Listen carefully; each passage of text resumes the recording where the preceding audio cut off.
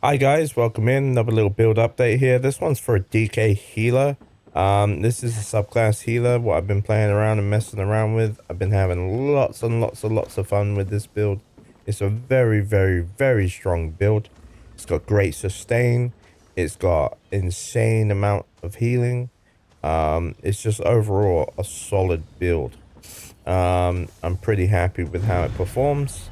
I've tried it in many vet contents. I've tried it in hard mode contents. I'm just overall happy with how it performs. So let's get into it. No further ado, right? So as you can see, we're an Argonian Dragonknight. And we're rocking the Ritual Mundus. That ritual gives us 12% healing done. That paired with the Argonian, with the 6% from the Argonian, takes us to 18% healing done at all times, which is absolutely just huge. And it's super nice.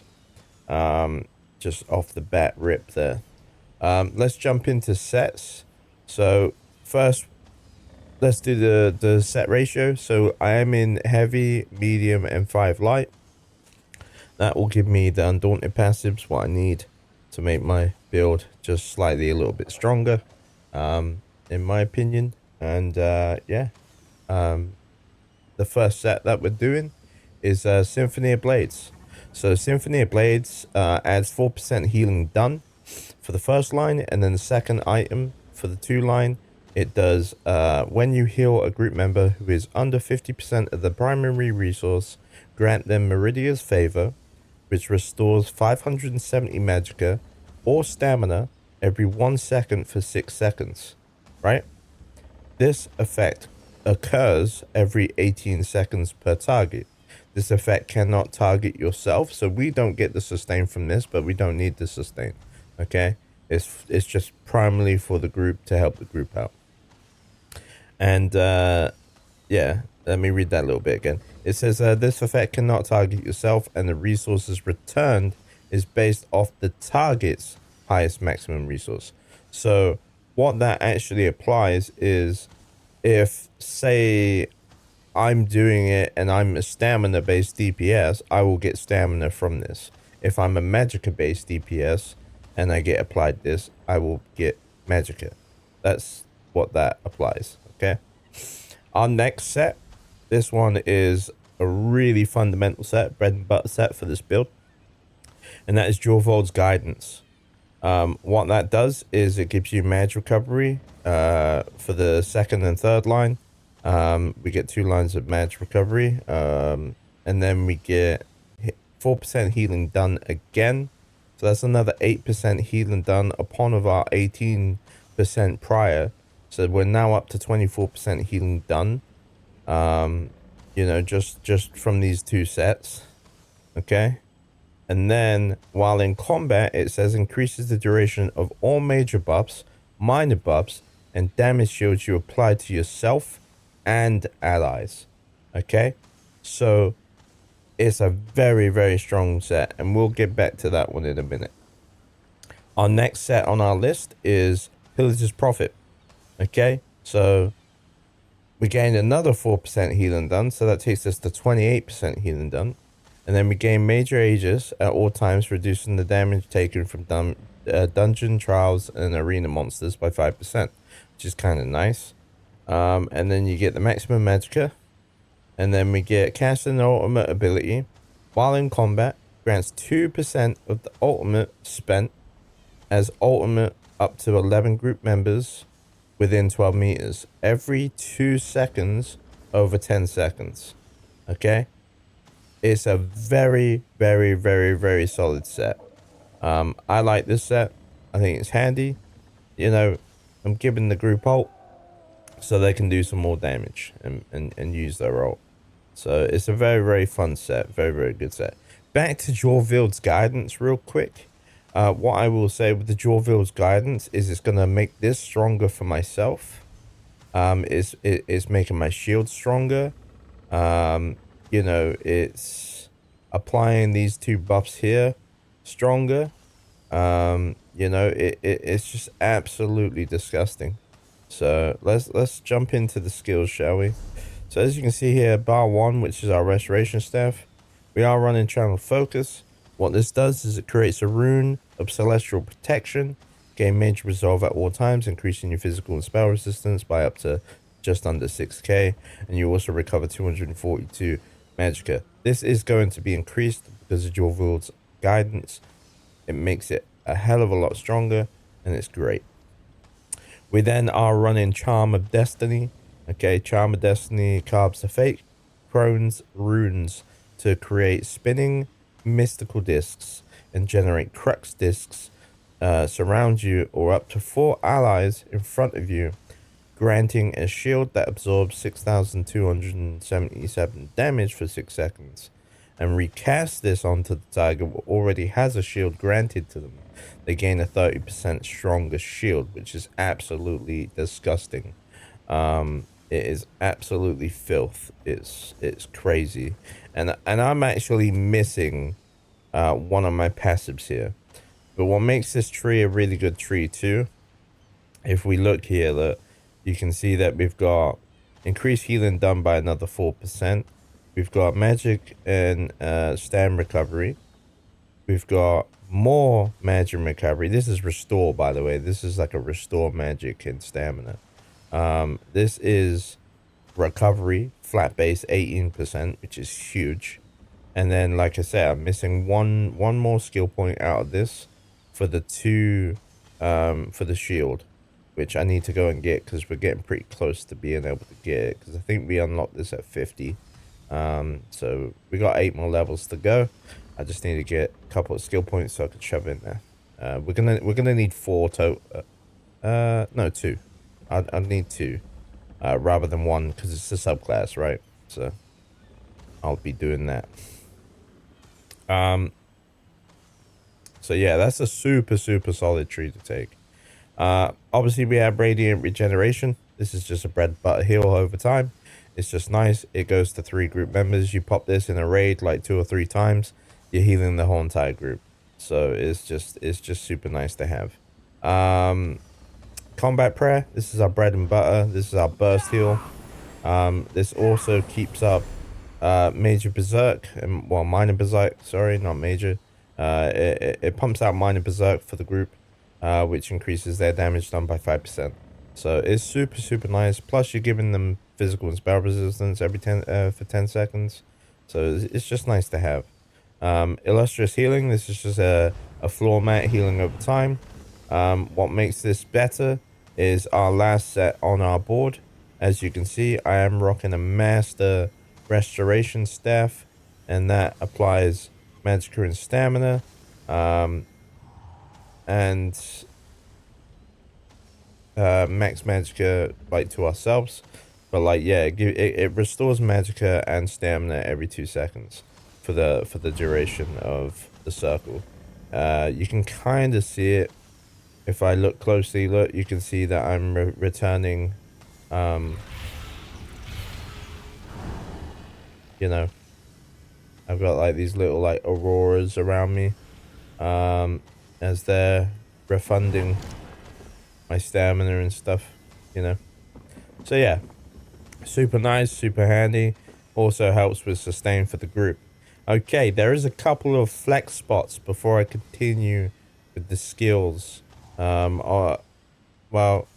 Let's just do the skills. So obviously we got aggressive warhorn.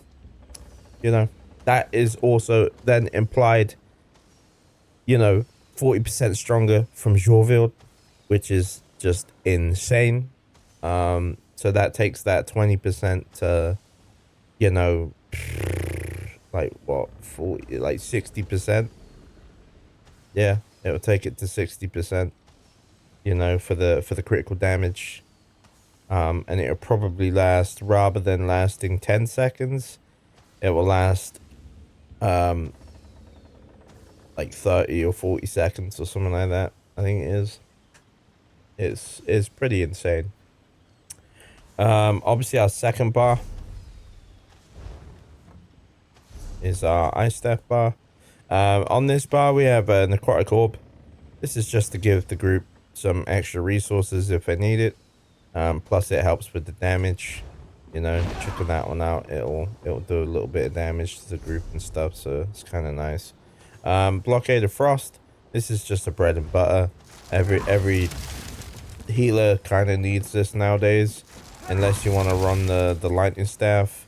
Then you can do that too if you wanted to, if you want to apply the concuss. But what I've noticed is people don't typically run lightning staffs anymore.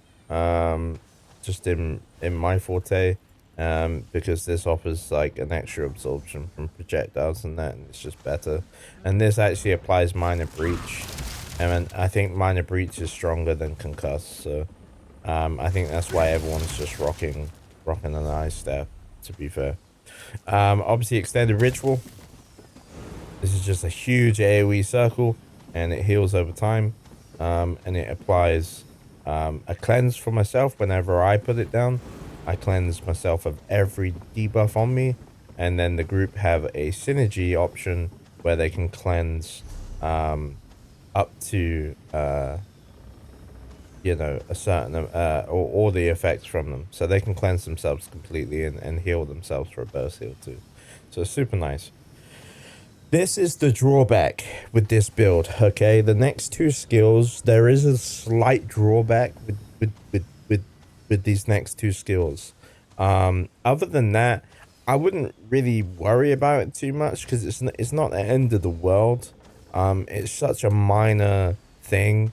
I don't really typically care about it, because reality of it is I'm still getting it for the 60 seconds anyway, because of this buff lasting 60 seconds. So I don't really give a shit about it too much. It just is what it is, right? So obviously our next skill is Firekeeper. So Firekeeper puts down a purifying flame, filling a large area with warmth for 15 seconds. This heals you and your allies at the target location. And it's not a very strong heal. It's only like 1344 per second. Like, it's really a cheapy heal. If I'm standing in this while healing, you know, these are increased then by 50% for the Firekeeper. Okay. So that's kind of nice. Obviously, healed targets gain minor fortitude, minor heroism, and that's what we're taking it for. We're taking it for that minor heroism, okay? Because I gain this minor heroism, and so does my group, okay? It increases their health recovery by 15% and generates one ultimate every 1.5 seconds, okay? So it's very nice just for the free ultimate while I'm doing my thing. Do you know what I mean? Very nice, okay? See, now the problem is with this, and this is the drawback. Note how it says healing targets gain minor fortitude. Now if we go to Radiant Aura and read Radiant Aura, you can say champion the cause of divine glory to apply minor endurance, okay? And this is the flaw, minor fortitude. So we're getting minor fortitude from this too. So they're both giving me minor fortitude, which I'm not too worried about, because like I say, I get the minor fortitude for 60 seconds from this, you know, and not this. So, you know, it just is what it is, right? Like, you know, I give the group minor fortitude and then I place that down and then they get ult. Do you know what I mean? And it is what it is. In terms of rotation though, obviously you would do your healing, you know, you'd put your dots out.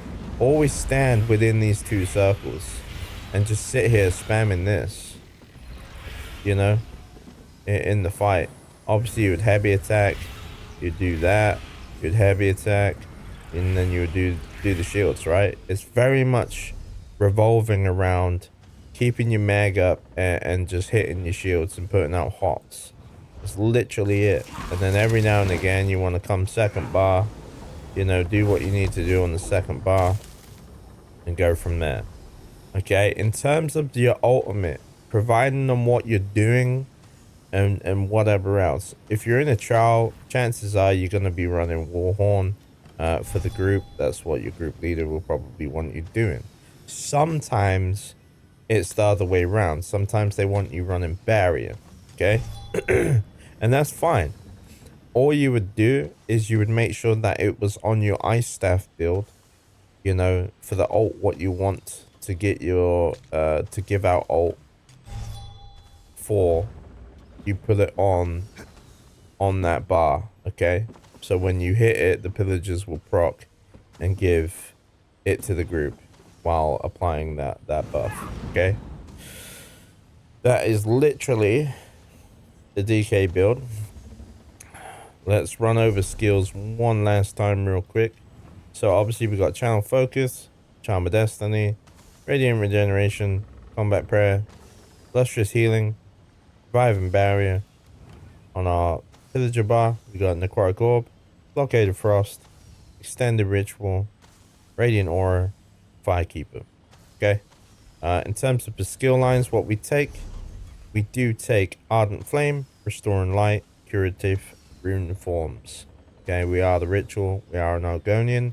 In terms of the food, what I have been using, Witch Mother's Potent Brew. I think this is probably the best for this build, and personally, as it gives us max magicka, max health, and then it gives us a little bit of mag recovery, which is just always nice.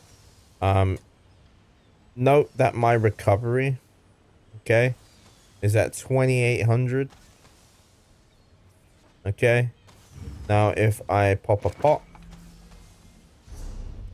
my recovery is at 3400. You can run Jewels of Misrule too, and then your recovery would be at 3600 by the time that you apply all your buffs and stuff. It'll be at 3600. So that is absolutely disgusting. I hope you guys enjoy this build, as I do very much enjoy my healing build. Go check it out yourself. But that's the DK healer. Peace. Take care. Bye-bye.